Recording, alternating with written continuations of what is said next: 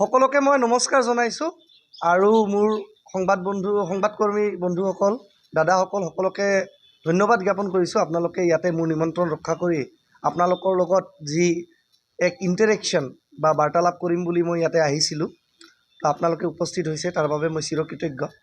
আৰু সদ্যহতে আপোনালোকে দেখিবলৈ সক্ষম হৈছে যে যোৱাকালি অৰ্থাৎ 17 ফেব্ৰুৱাৰী তাৰিখে ওদালগুৰিৰ কালাইগাঁও স্থিত BPFৰ 84তম CWC মিটিঙত এক পেনেল লিষ্ট প্ৰস্তুত কৰা হৈছিলে আৰু কোকৰাঝাৰ লোকসভা সমষ্টিৰ পৰা 3জনীয়া প্ৰাৰ্থীৰ পেনেল BPF দলে কালি প্ৰকাশ কৰিছে। BPF দলে সৰ্বপ্ৰথমে কোকৰাঝাৰৰ 3জনীয়া পেনেলত প্ৰমীলা ৰাণী ব্ৰহ্ম ডাঙৰীয়নী, খাম্পা বৰগোহাঁই ডাঙৰীয়া আৰু মোৰ অৰ্থাৎ পৃথ্বীৰাজ নাৰায়ণ দেৱ মেছৰ নাম তাতে সন্নিৱিষ্ট কৰিছে। আৰু মোৰ নাম কোকৰাঝাৰ লোকসভা সমষ্টিত প্ৰতিদ্বন্দ্বিতা কৰিবৰ কাৰণে BPF দলৰ পৰা যি পেনেলত সংলগ্ন কৰিছে তাৰ বাবে মই BPF প্ৰধান হাগ্ৰামা মহিলাৰী ডাঙৰীয়াক শতবাৰ প্ৰণাম আৰু কৃতজ্ঞতা জ্ঞাপন কৰিছোঁ। আৰু লগতে ৰাইজৰ আগত মই কেইষাৰ বা কিছুমান কথা মই দাঙি ধৰিব বিচাৰিছোঁ যে 17 ফেব্ৰুৱাৰী 2024 তাৰিখে যি BPF দলে 3জনীয়া পেনেল প্ৰস্তুত কৰি মোৰ নামটো কোকৰাঝাৰ লোকসভা সমষ্টিৰ পৰা এজন এম্পেনেল কেণ্ডিডেট বা প্ৰাৰ্থী হিচাপে সংলগ্ন কৰিলে, তাক লৈ বহুত মানুহৰ ভিতৰত চৰ্চা হৈছে। কিন্তু চৰ্চাৰ কিছুমান প্ৰশ্ন হৈছে, কিছুমান মানুহৰ মাজত এক জিজ্ঞাসাবিলাক আহিছে যে দৰাচলতে এইটো কিয় আহিলে তেওঁৰ নামটো পেনেলত। এতিয়া মই ক'ব বিচাৰিছোঁ যে চাওক, আপোনালোকে জানে 2020 চনৰ যি BTR ৰেকৰ্ড, সেই তৃতীয় বড়ো শান্তি চুক্তিত মোৰ ওতঃপ্ৰোতভাৱে শান্তি চুক্তিৰ মধ্যস্থতাকাৰী হিচাপে বা পিছ টক্স মেডিয়েটৰ হিচাপে এক যোগাত্মক ভূমিকা আছিলে। আৰু মই পিছ বিল্ডিং কৰিবৰ কাৰণে আমাৰ BTR অঞ্চলখনত বা বড়োলেণ্ড অঞ্চলখনত এক সাৰ্বঙ্গীন শান্তি ঘূৰাই আনিবৰ বাবে প্ৰাণ নাস্তি মই মোৰ অৱদান আগবঢ়াইছিলোঁ। হয়তো সেইটো এটা গ্ৰাউণ্ড হাগ্ৰামা মহিলাৰী ডাঙৰীয়াই তাক গুৰুত্বত লৈ পিনে সেই ঘোষণা কৰিছে। আৰু দ্বিতীয়তে এটা কথা, আজি দৰাচলতে অসমত আজি বহুত চুক্তি হৈ গ'ল, অসম ৰাজ্যখনত বহুত চুক্তি হৈ গ'ল। অসম চুক্তি হ'ল, BTR ৰেকৰ্ড হৈ গ'ল, আদিবাসী ভাই বন্ধুসকলৰ লগত আদিবাসী চুক্তি ৰিচেণ্টলি হৈ গ'ল। আৰু আমি দেখিবলৈ পাইছোঁ যে কোচ ৰাজবংশী জনগোষ্ঠীয় লোকসকলকো KAC প্ৰদান কৰা হ'লে। কিন্তু আমি অৱশেষত কি দেখিছোঁ যে বস্তুবিলাক চুক্তিৰ নামত চুক্তি হয়, কিন্তু দিল্লীত গৈ পিনে বড়ো জনগোষ্ঠীৰ যি BTR ৰেকৰ্ড হ'ল, তাৰ যি লেটাৰ এণ্ড স্পিৰিট আছিলে, সেই লেটাৰ এণ্ড স্পিৰিটটোক উত্থাপন কৰিব পৰাৰ বাবে যোগ্য ব্যক্তিজন দিল্লীত নাই। আজি আদিবাসী ভাইসকলৰ, আদিবাসী জনগোষ্ঠীয় লোকসকলৰ যি সশস্ত্ৰ সংগঠনসকলৰ লগত যি এক শান্তি চুক্তি স্বাক্ষৰিত হ'ল, সেই শান্তি চুক্তি অনুযায়ী 1000 কোটি টকাৰ প্ৰস্তাৱ আৰু 1000 কোটি টকাৰ গ্ৰেণ্টৰ দফা উল্লেখ কৰা হৈছিলে। কিন্তু আজিলৈকে 1000 কোটি টকাৰ হয়তো 10 কোটি টকাও তেওঁলোকে মোকলাই আনিব পৰা নাই বা তেওঁলোকে সেই পুঁজি কেন্দ্ৰ চৰকাৰৰ পৰা পোৱা নাই।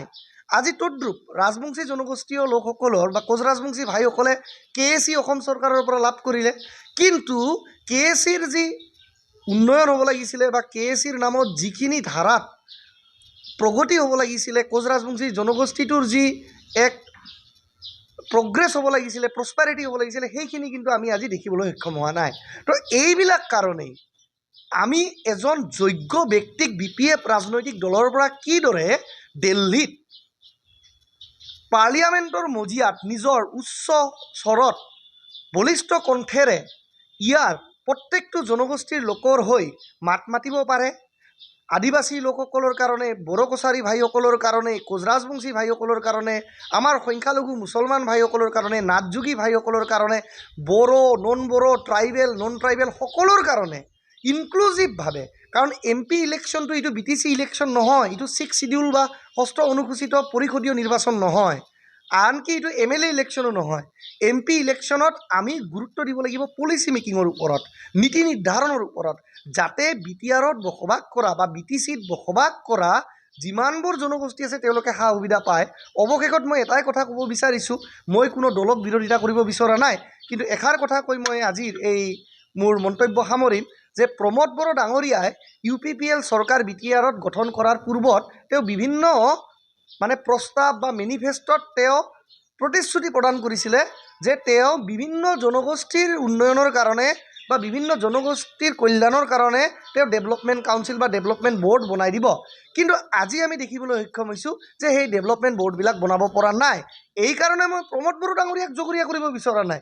বেচেৰা তেওঁ কৰিব বিচাৰিলেও নোৱাৰে, কাৰণ আজি BTR চুক্তি অনুযায়ী যি 1500 কোটি টকা প্ৰতিশ্ৰুতি প্ৰদান কৰা হৈছিলে, সেই 1500 কোটি টকা দি পিনে তেওঁ যদি 5 বছৰত প্ৰত্যেকটো জনগোষ্ঠীৰ কল্যাণৰ কাৰণে পুঁজি দিব লগা হয়, তেতিয়াহ'লে কিন্তু সেয়া সম্ভৱ নহয়। হয়তো তেওঁ কিমান দিব, 2 কোটি 3 কোটি টকা এটা ডেভেলপমেণ্ট বৰ্ডত। সেই ডেভেলপমেণ্ট বৰ্ডৰে কিন্তু ইমানখিনি কম পুঁজিৰে উন্নয়ন কৰাটো সম্ভৱ নহয়, কাৰণ BTCৰ বাজেট BTC চুক্তি 2003 অনুযায়ী যি BTCক প্ৰপৰ্চনেট ফাণ্ডিং কেন্দ্ৰ আৰু অসম চৰকাৰৰ পৰা দিব লগা আছিলে, সেয়া কিন্তু আজিলৈকে BTCক দিয়া হোৱা নাই।